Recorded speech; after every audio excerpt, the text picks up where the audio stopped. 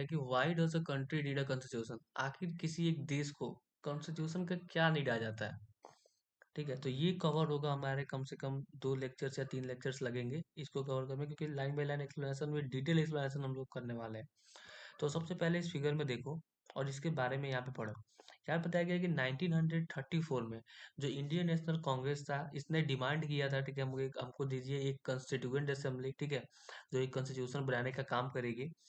During the second world war. ठीक है, second world war के समय जो है this assertion for an independent constitutional assembly formed only of Indians gained momentum and this was convinced in December 1946। ठीक है, तो 1934 में ही डिमांड किया गया था, लेकिन जैसे सेकेंड वर्ल्ड वॉर के बाद जो है ये जो डिमांड था इंडियन इंडिपेंडेंट कॉन्स्टिट्यूशनल असेंबली का, ठीक है,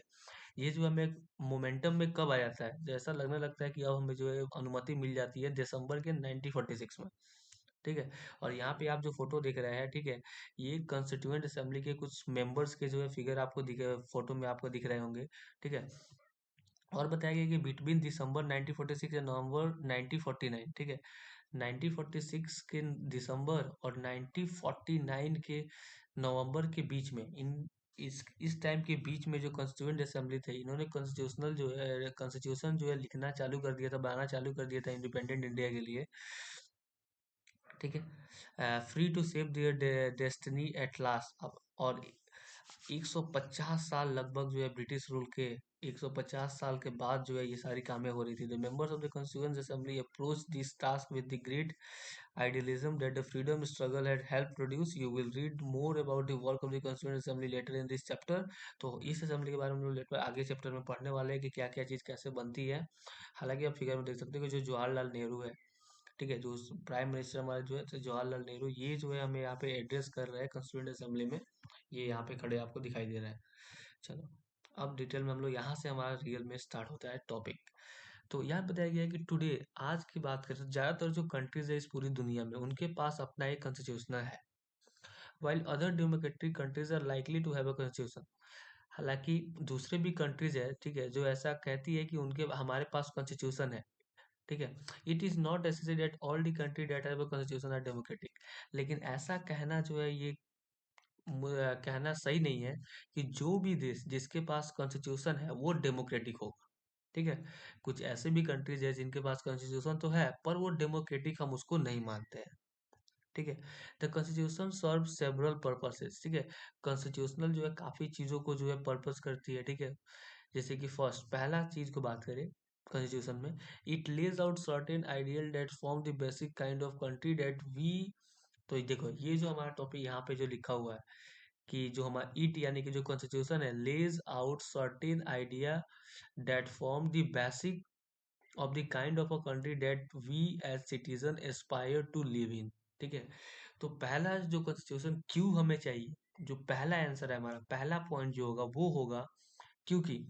जो कॉन्स्टिट्यूशन होता है, ठीक है, किसी भी देश के अंदर, जैसे कि मान लीजिए हम अपने देश के अंदर की बात करें तो हमारे देश के अंदर में जो सिटीजन्स है, ठीक है, जो नागरिक है, उनका देश कैसा होना चाहिए। ठीक है, क्या उनका देश कैसा होना चाहिए, इसका जो आइडियल होता है ये कौन बनाता है, कॉन्स्टिट्यूशन बनाता है कि उसका देश कैसे चलेगा। ठीक है, उनको क्या क्या चीजें फॉलो करनी है। ठीक है, जैसे कि हम लोग देखते हैं कि अभी हमारे कॉन्स्टिट्यूशन में क्या है, इक्वालिटी हम लोग मिला हुआ है कि जितने भी कोई भी धर्म के लोग हो, कोई भी कास्ट के लोग हो, कोई भी कलर के लोग हो, कोई भी कास्ट या क्रीड के लोग हैं, कोई भी मेल हो फीमेल हो, सबको इक्वल अपॉर्चुनिटी दिया जाता है। ठीक है, और सभी इक्वल है। अगर हम लोग ऐसा सोचते कि नहीं हमारा कॉन्स्टिट्यूशन, लोग क्या सोचते हैं हमारे देश का कि नहीं हमको जो अपने कंट्री को केवल एक, ठीक है, सेकुलर नहीं बनाना है, ठीक है, जहाँ पे सारे धर्म के लोग नहीं रहे, तो हम लोग वैसा ही बनाते हैं। हाँ, सिंपल सी बात ऐसे समझो, मान लो कि पूरे देश में कोई चोर है, मान लो कि एक जितने भी चोर है हमारे देश में उन सबको मिलाकर जो हम एक दूसरा जो है क्या बना देते हैं, देश बना देते हैं, और बोल देते हैं उनको कि जो आप लोग अपना कॉन्स्टिट्यूशन बनाओ। तो वो लोग कॉन्स्टिट्यूशन कैसा बनाएंगे, वो लोग ये सोचेंगे कि हम लोग ऐसा कॉन्स्टिट्यूशन बनाएंगे जिसमें चोरी करना अपराध ही नहीं होगा, गुनाह ही नहीं होगा। तो वैसे ही हम हर एक कंट्री में लोगों को कैसा उनका कंट्री होना चाहिए, ठीक है, उनकी कंट्री का कैसा बेस होना चाहिए, कैसा आधार होना चाहिए, ये कौन बताता है, ये सब कॉन्स्टिट्यूशन में जो है बताई जाती है, उसमें ये सभी चीजें रखी जाती हैं। और पुट अनदर वे, ठीक, और दूसरा भी रास्ता है जिसकी constitution tell us the fundamental nature of our society is. और कॉन्स्टिट्यूशन ये भी हमें बताती है कि जो हमारा सोसाइटी है उसका फंडामेंटल यानी कि इम्पोर्टेंट, ठीक है, नेचर कैसा है, प्रकृति कैसा है हमारे सोसाइटी का। A country is usually made up of different communities of people। एक जो देश होता है वो काफी अलग अलग कम्युनिटीज के लोगों से मिलकर क्या होता है, बने हुए होते हैं, उसमें काफी अलग अलग कम्युनिटी के लोग रहते हैं। Who share certain beliefs but may not necessarily agree on all issue। ठीक है, जो जिनके सभी के अलग अलग विश्वास होता है,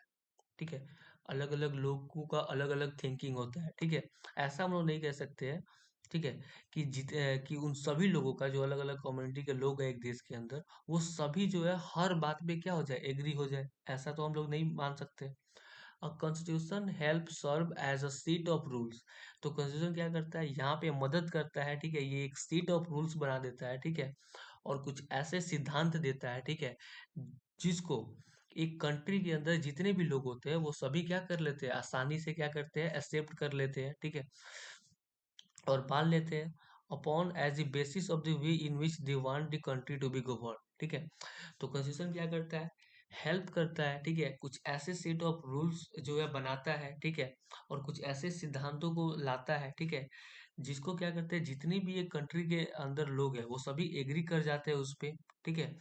और यही क्या बना देता है, उस कंट्री का, ठीक है, आधार बना देता है। ये जो रूल्स है वो कंट्री के आधार बन जाते हैं, ठीक है, कि कैसा उस कंट्री को जो है गवर्न होना चाहिए, वो कंट्री कैसा बनना चाहिए, ठीक है। जैसे कि हमारा जो कंट्री है वो सेकुलर बन चुका है, ठीक है, कैसा बन चुका है, सेकुलर, ठीक है, जहाँ पे कोई भी धर्म के लोग क्या कर सकते हैं, ये रह सकते हैं, कोई भी चीज प्रैक्टिस, कोई भी धर्म जो है अपना सकते हैं, प्रैक्टिस कर सकते हैं, कोई रोक टोक नहीं है। This include not only the type of government but also an agreement or certain ideals। ठीक है, अब यहाँ पे आइडियल्स का मतलब आप समझो, सिद्धांत। आइडियल का मतलब क्या होता है, सिद्धांत। देखो बताया गया है, यहाँ पे क्या बताया गया है कि ये सारी चीजें जो हमने ऊपर पढ़ी, ठीक है, this all include not only the type of government, ठीक है, जो ये हमारा कॉन्स्टिट्यूशन है इसके अंदर जो भी रूल्स है वो सिर्फ कैसी गवर्नमेंट होगी हमारे देश के अंदर इसको ही नहीं बताता है। इसके अंदर सिर्फ यही नहीं आता है कि हमारे जो कंट्री है उसमें टाइप ऑफ गवर्नमेंट कैसा रहेगा, ये नहीं आता है, बल्कि और भी कुछ एग्रीमेंट्स है,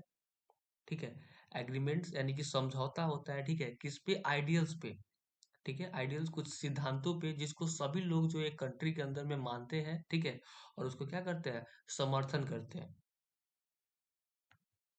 नेक्स्ट, नेक्स्ट जैसे यहाँ पे आपने नेपाल के बारे में सुना होगा, नेपाल में होता क्या है एक्चुअली, यहाँ पे आपको बताया जाता है कि नेपाल में क्या होता है कि अ, नेपाल में अगर देखिए यहाँ पे, तो यहाँ पे क्या होता है कि 1990s में जो है वहाँ पे, 1990s में क्या होता है कि वहाँ पे जो चल रहा होता है, वहाँ पे कॉन्स्टिट्यूशनल मोनार्की चल रहा होता है, ठीक है, तो वहाँ के जो राजा होते हैं 1990 में, वो राजा क्या करते हैं, अब कॉन्स्टिट्यूशनल मोनार्की पे क्या करते हैं, अपना कब्जा जो है जमाना चालू कर देते हैं और खत्म ही कर देते हैं वहाँ पे डेमोक्रेसी को, ठीक है, ठीक है, तो 2002 में, ठीक है, उसके बाद बताया था कि 2002 में जो किंग ज्ञानरा थे, क्या, ज्ञानेंद्र, जो किंग ज्ञानेंद्र थे, setting the most uprising in the countrysides as his reign began taking over different aspects of the government with the army resistance, the king then finally took over the head of government in February 2005 in November। ठीक है, तो अभी क्या होता है कि जो king यहाँ पे ज्ञानेंद्र जो किंग होते हैं वो 2002 में काफी ज्यादा उन पे जो है प्रोटेस्ट होने लगता है, ठीक है, लोग और सड़क पे आ जाते हैं, काफी आंदोलन करते हैं, और फाइनली क्या होता है कि उनको जो है राजी हो जाना पड़ता है, ठीक है, और वो क्या करते हैं, गवर्नमेंट जो है वहाँ पे क्या करते हैं, हट जाते हैं पद से, ठीक है, और अपना जो है प्रभाव हटा लेते हैं, और देन जो है किंग क्या था, finally took the head of the government, ठीक है, और जो है क्या करते हैं वहाँ पे जो है फिर से कॉन्स्टिट्यूशनल जो है डेमोक्रेसी जो है वहाँ पे ला दिया जाता है, मोनार्की को खत्म कर दिया जाता है 2005 में, ठीक है, और 2006 में, 2006 में जो है, जो लोगों का जो मूवमेंट है, जो इतना ज्यादा आंदोलन होता है, ठीक है, वो फाइनली सक्सेसफुल होता है, ठीक है, डेमोक्रेसी उनको मिल जाता है, ठीक है,